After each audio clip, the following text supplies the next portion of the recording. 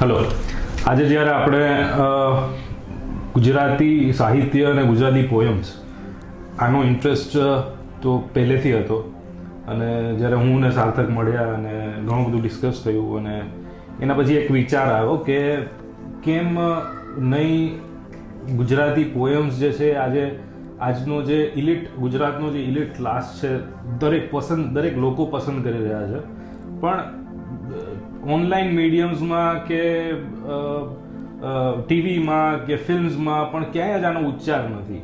એટલે એ વસ્તુને તમારા સુધી પહોંચાડવાની અમારી એક કોશિશ છે અને જેની આજે આ ડેમો શરૂઆત છે. હું તો ડેમો કવિ બની રહ્યો છું આજે, તો મારી ભૂલોનો સ્વીકાર કરજો અને માફ કરજો. ને હું તેજસ મોઢવાડિયા, મારી સામે સાર્થક મહેતા અને નીચે ટીના મહેતા, વૈશાખી મહેતા, અમે ત્રણે આ કોશિશ કરી રહ્યા છીએ. અને જ્યારે ગુજરાતી સાહિત્ય અને ગુજરાતી પોએમ્સની વાત થાય ત્યારે જો ઝવેરચંદ મેઘાણીનું નામ ના લઈએ તો કંઈક અધૂરું લાગે. એટલે શરૂઆત આપણે એનાથી કરીએ. જેવી રીતે કંઈ સારો પ્રસંગ શરૂઆત કરવા જતા હોય તો ગણેશ બાપાને યાદ કર્યા વગર આપણે નથી કરતા, તો ઝવેરચંદ મેઘાણીને યાદ કર્યા વગર ગુજરાતી સાહિત્ય કે ગુજરાતી કવિતાની શરૂઆત ના થઈ શકે. તો આપણે શરૂઆત કરીશું ઝવેરચંદ મેઘાણીની એક સૌથી પોપ્યુલર રચના જે છે ચારણ કન્યા. હવે ચારણ કન્યા કવિતા એવી છે કે એક 14 વર્ષની છોકરી છે જે પોતાની ગાયોને, પોતાના કેટલને બચાવવા માટે એક સિંહ, માથાળા સિંહ જોડે લડી જાય છે અને એની પોતાની બહાદુરીની, કે જેના લોહીની અંદર બહાદુરી છે, એ બહાદુરીની આ કાવ્ય રચના છે જે ઝવેરચંદ મેઘાણીએ અદ્ભુત રીતે એને લખી છે અને ગાવામાં પણ મજા આવે એ રીતનું આ કાવ્ય છે. અને આ કવિતાનો મારા જીવનની અંદર એક બહુ જ ઊંડો અને પેઇનફુલ કહેવાય છે ને કે એવો એક પાસ્ટ છે આ કવિતાનો મારી જોડે જોડાયેલો, કે આ કવિતા 10મામાં આવતી હતી અને મારા મમ્મી અને પપ્પાએ બંને એટલો માર્યો છે મને આ કવિતાને લઈને. તો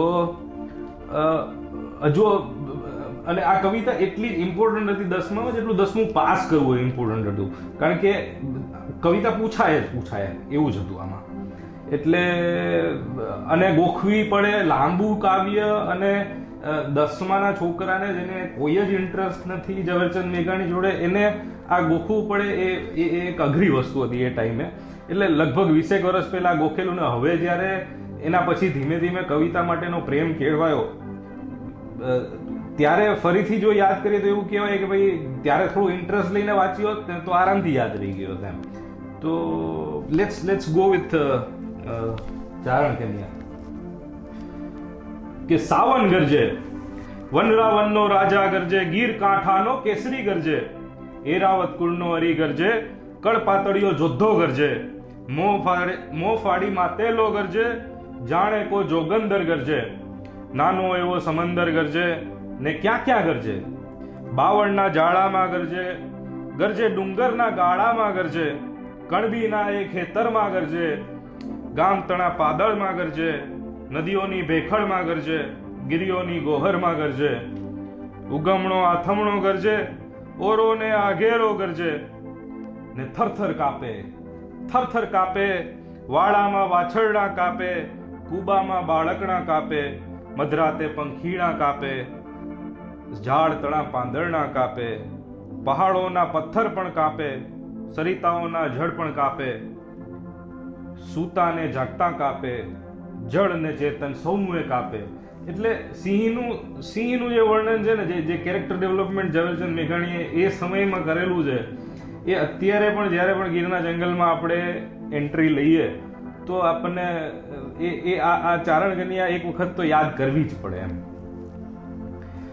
કે આંખ જબુકે, સિંહની આંખ જબુકે, કેવી એની આંખ જબુકે, વાદળમાંથી વીજ જબુકે, જોટે ઉગી બીજ જબુકે, જાણે બે અંગાર જબુકે, હીરાના શણગાર જબુકે, જોગંદરની ઝાડ જબુકે, વીર તળી વીર તણી જંજાળ જબુકે, ટમટમતી બે જ્યોત જબુકે.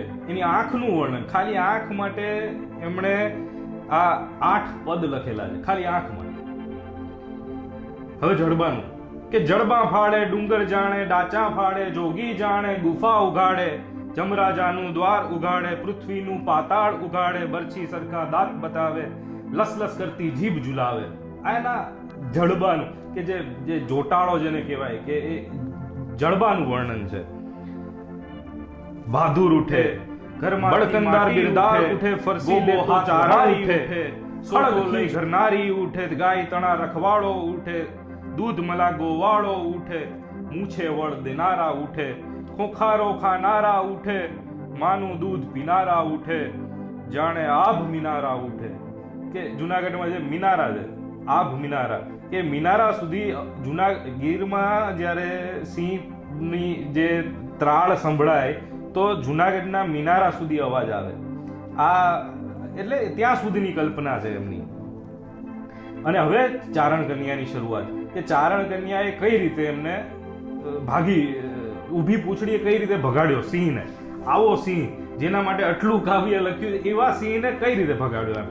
કે ઊભો રહેજે, ઊભો રહેજે, ત્રાળ પાડી કે ઊભો રહેજે, ગીરના કુત્તા ઊભો રહેજે, કાયર દુત્તા ઊભો રહેજે, પેટ ભરાતું ઊભો રહેજે, ભૂખ મરાતું ઊભો રહેજે, ચોર લૂંટારા ઊભો રહેજે, જા ગોઝારા ઊભો રહેજે. એટલે ગોઝારા કેમ કીધો, કે માં જે પોતાના દીકરાને બી ઘણી વખત ગોઝારો કહેતી હોય છે. ગોઝારો એટલે એનો એ એક સહજીવન છે. ગાયો, ચારણ અને સિંહ, આ ત્રણેયનું એક સહજીવન છે. એટલે એને પોતાને પણ સિંહ માટે એટલો જ પ્રેમ છે એમ. પણ છતાં એને, એટલે માં જ્યારે દીકરો વંઠીને ઘરે આવે ત્યારે એને ગોજારો કે, એ જ રીતે આ ચારણ કન્યા સિંહને ગોજારો કહી રહી છે. એટલે એનો એ માતૃ પ્રેમ છે સિંહ માટેનો. પણ હવે ગાય માટેનો પણ સાથે સાથે પ્રેમ છે, ને એ એનું જીવન છે, રોટલો છે. એટલે એ એટલા માટે ગોજારો કીધો, કે જા ગોજારા ઉભો રહે છે. ચારણ કન્યા. હવે આ ચારણ કન્યાનું વર્ણન કવિએ પોતાના શબ્દોમાં જે કર્યું છે. 14 વર્ષની ચારણ કન્યા, ચુંદડીયાળી ચારણ કન્યા, શ્વેત સુવાળી ચારણ કન્યા, બાળી ભોળી ચારણ કન્યા, લાલ હિંગોળી ચારણ કન્યા, ઝાડ ચડંતી ચારણ કન્યા, પહાડ ઘૂમતી ચારણ કન્યા, જોબનવંતી ચારણ કન્યા, આગ જરંતી ચારણ કન્યા, નેસ નિવાસી ચારણ કન્યા, જગદંબાશી ચારણ કન્યા, ડાંગ ઉઠાવે ચારણ કન્યા. એટલે લાકડી લઈને ભાગી રહી છે એની પાછળ. ડાંગ ઉઠાવે ચારણ કન્યા, ત્રાળ ગજાવે ચારણ કન્યા, હાથ હિલોડી ચારણ કન્યા, પાછળ દોડી ચારણ કન્યા. હવે આના પછી છેલ્લું પદ જે લખાયેલું છે, સિંહ ભાગે છે, એનું ભાગવાનું વર્ણન છે. કે સિંહણ ભયથી ભાગ્યો, એ સિંહણ તારો બળવીર ભાગ્યો, રણ મેલીને કાયર ભાગ્યો, ડુંગરનો રમનારો ભાગ્યો, હાથીનો હણનારો ભાગ્યો, જોગીનાથ જટાળો ભાગ્યો, મોટો વીર મુછાળો ભાગ્યો, નર થઈ તું નારીથી ભાગ્યો, નર થઈ તું નારીથી ભાગ્યો, નાનકડી છોરીથી ભાગ્યો. તો આ એક નાની એવી છોકરીથી, એક ડાંગ ઉઠાવીને ભાગતી છોકરીથી સિંહ જે ભાગી જાય છે, અને આ મજા છે. એ જ તો લેંગ્વેજ, ગુજરાતી લેંગ્વેજની જે મજા છે એને ઝવેરચંદ મેઘાણીએ પૂરી એક્સપ્લોર કરી છે. Thank you.